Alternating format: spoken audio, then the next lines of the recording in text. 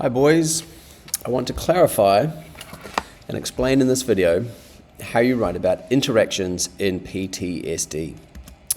So by the end of this lesson or this video, you should know what is an interaction and what are two examples. In your test, you'll need to be able to clearly explain two ways in which PTSD could be the result of interactions between two different approaches. All right, so an interaction is how a factor from one approach influences a specific factor from another approach, and then that leads to the behavior. And the behavior we're studying is post-traumatic stress disorder or the specific symptoms. So to achieve these 6 credits, to pass this, to show that you're a passable psychologist, you need to explain you need to do this, discuss the approaches, and then explain how the approaches interact. Right.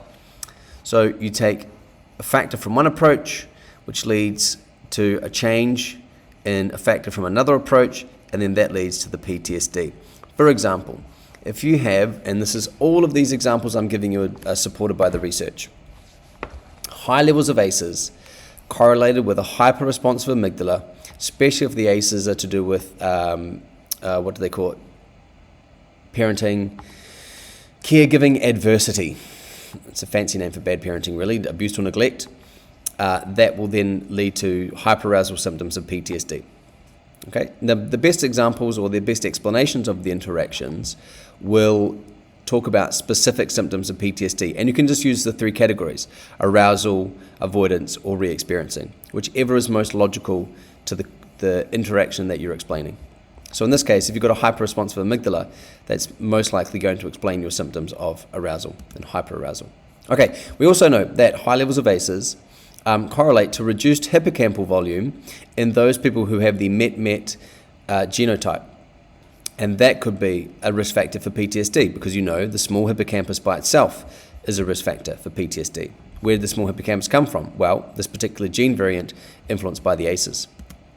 We also know that ACEs, over a long period of time, chronic stress throughout your childhood, chronic stress increases cortisol. Cortisol over a long period of time shrinks the hippocampus, creating the risk factor for PTSD.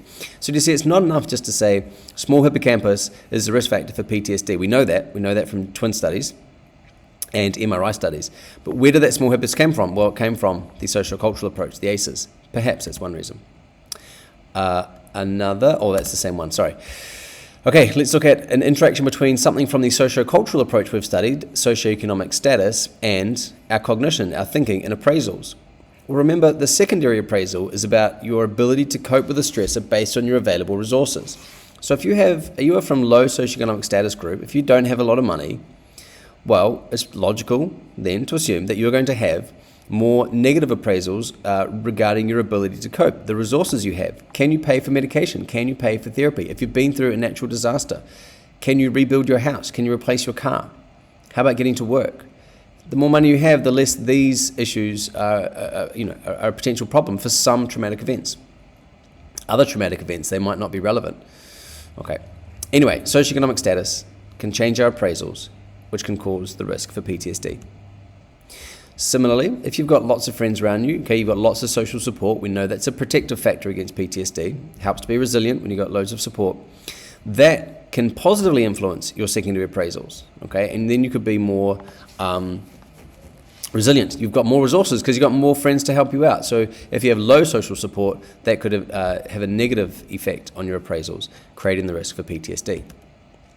Another example we call top-down processing, the appraisals that happen in the mind, our thought processes. Okay, so negative appraisals, this is harmful, I'm in danger, I can't get over this, I don't have the resources to cope. That is going to ramp up your amygdala. Okay, the appraisals also happen in the prefrontal cortex, and that communicates to the amygdala, ramps us up, getting us ready to fight or flight. That's the arousal symptoms of PTSD. Similarly, from the biopsychosocial model of challenge and threat. By the way, all of these are in the workbook, and all of these we've covered in the unit.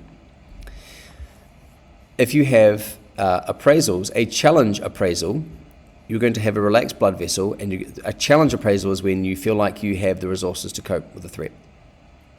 You are going to have a relaxed blood vessels, you're going to have more blood pumping through the heart, you are in the fight response, challenge response, you can deal with it, you're going to be able to think more clearly, you've got more oxygen flowing to the brain, and you can deal with the stressor. If you have a threat appraisal, you don't have the resources to cope, you can't deal with it, then your heart is going to constrict. So your thinking changes your biology, and that's going to create either the risk or protective factor for PTSD. Constricted blood vessel, you might freeze, you might have avoidance behaviors. All right. By the way, the best explanations, if I didn't say it already, link to the specific symptoms of PTSD. All right. Cognitive, locus of control. Do you think things are in your control or out of your control? Could lead to changes in your social support, right? So if you think things are in your control, then you might go and seek more social support. You might focus on the friends that can help you. You might have a problem-focused approach coping strategy, which is to do with, I'm going to go seek help. I'm going to go get people to help me. If you have an external locus of control, you might be more defeatist. You might say, well, it's beyond my control. I can't do anything to help. So you would have an avoidance strategy, an avoidance coping strategy. You wouldn't be interested in going getting people's help because you would think, what's the point? All right. Now, this last one is a little bit more hypothetical. I don't think I did put this in the workbook. You are allowed to come up with some hypotheticals as long as they're logical, but I'll also encourage you to do a little bit of background research and see if there is a correlation, if it is supported by the research. But you should have all these other ones which are in the workbook and are definitely supported by the research. Here is an exemplar from the Love and Attraction exemplar I wrote, not about PTSD, about could we explain Brangelina's romance by an interaction? Well, we could take one factor from the biological approach, oxytocin. We know oxytocin increases bonding, especially when people are first together. But where does the increase in oxytocin come from? It might come from the environment, because what happens in our environment, the socio-cultural approach, can boost our oxytocin levels. So this could be then why they bonded and wanted to spend more time with each other, because they were put into the environment of the workplace because they met on a movie set, and that increased their oxytocin, and then they bonded together. I'm not going to give you an example from PTSD because you need to come up with your own. So one way you can, now you've got these, pick your two approaches you want to master for the test. Look at the slides again. They're on Schoolbox, or watch the video again, and write your answers in the practice test and show me and get feedback. Okay, I'm hoping that makes it really clear. I'm out of ideas of how I can make it clearer from this video and explained in the workbook, and offering to give you feedback on your written answers. It's now up to you.